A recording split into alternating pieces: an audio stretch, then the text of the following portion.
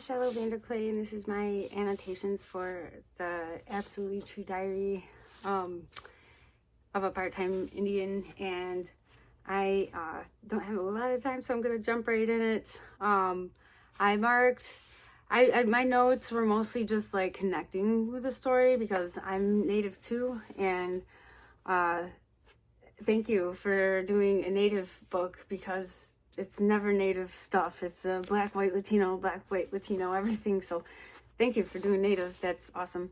But it was like just my thoughts and connections to it. Some of it's just a word, some of it's a phrase, some of it's a sentence or a few sentences. But I have 174 pages marked, 64 highlights, and over 400 comments altogether. First, I was going to cover the ones that kind of stood out the most to me, I guess. Like on this one, he says, we reservation Indians don't get to realize our dreams. We don't get those chances or choices. We are just poor. That's all we are.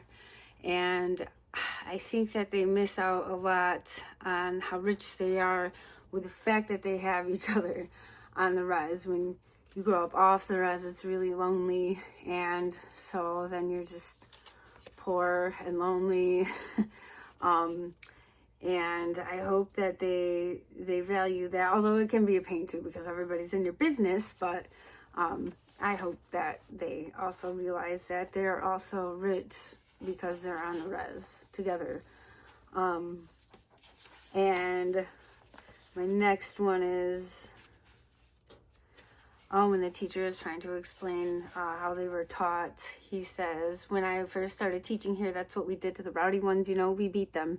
That's how we were taught to teach you. We were supposed to kill the Indian to save the child. And my comment was that they don't try to kill us anymore because we in our land are already dead, and waiting on the funerals of the last of us is just a formality. And we won't be afforded it because nobody cares. So it's like I said earlier, it's like we're never mentioned, we don't matter, and we're dying out. So we're dying out faster than we should be or could be, but nobody seems to like care about that, I guess, with all the activities that some people do. So it's just sad, and they succeeded, but they killed a man along with it. So I hope they feel like they accomplished what they needed to.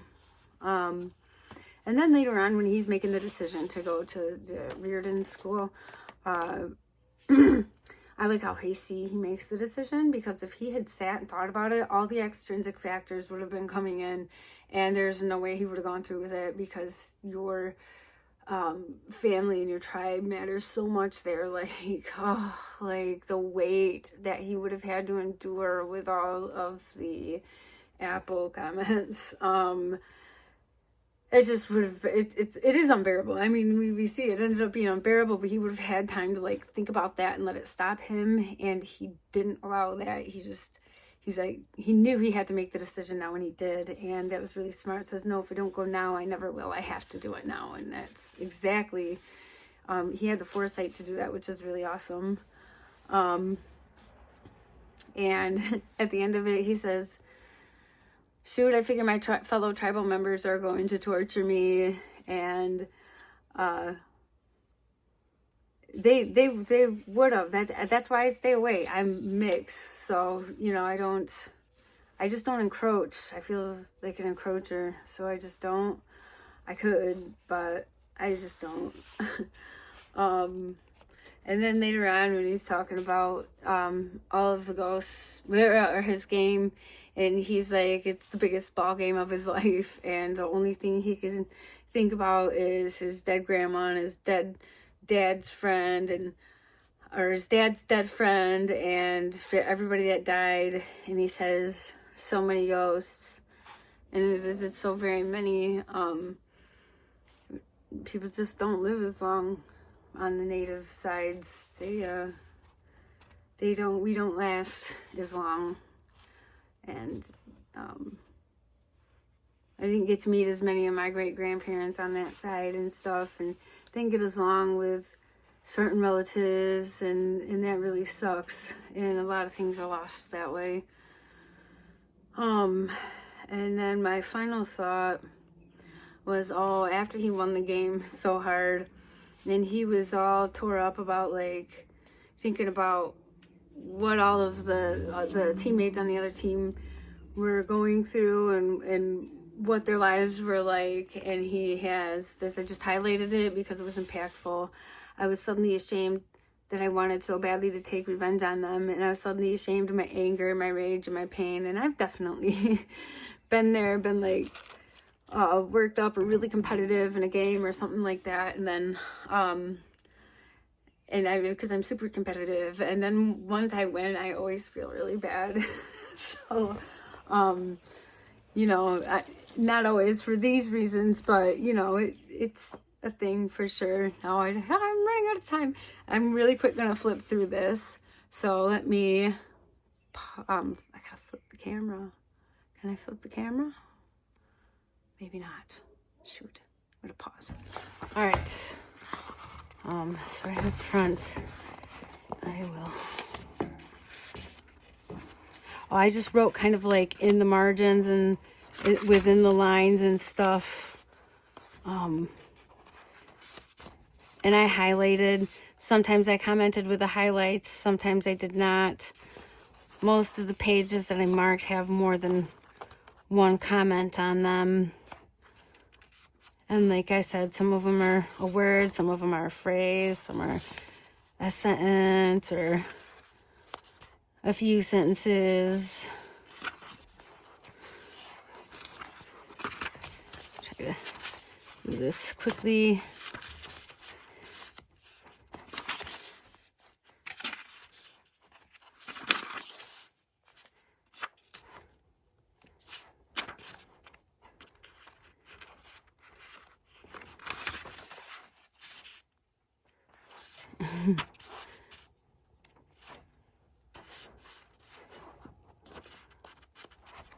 Oh, the native comments in here are so funny.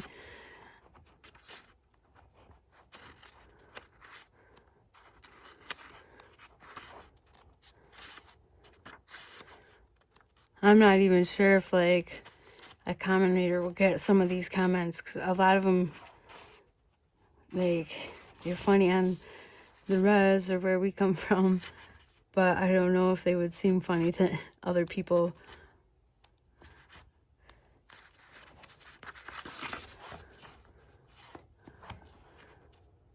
But I thought he was pretty funny.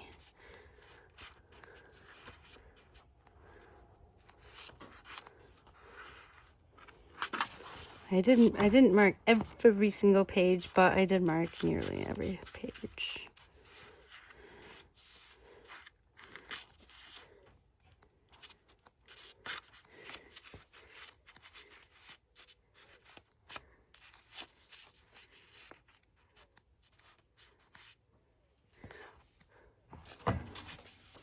Oh, geez, you're not even seeing it.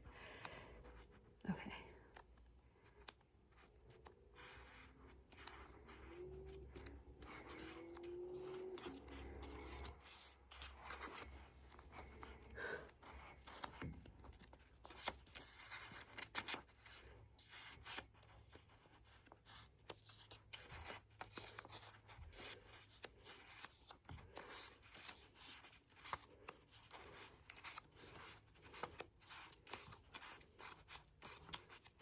Nah. Getting a cramp. All right. All right. All right. That's it.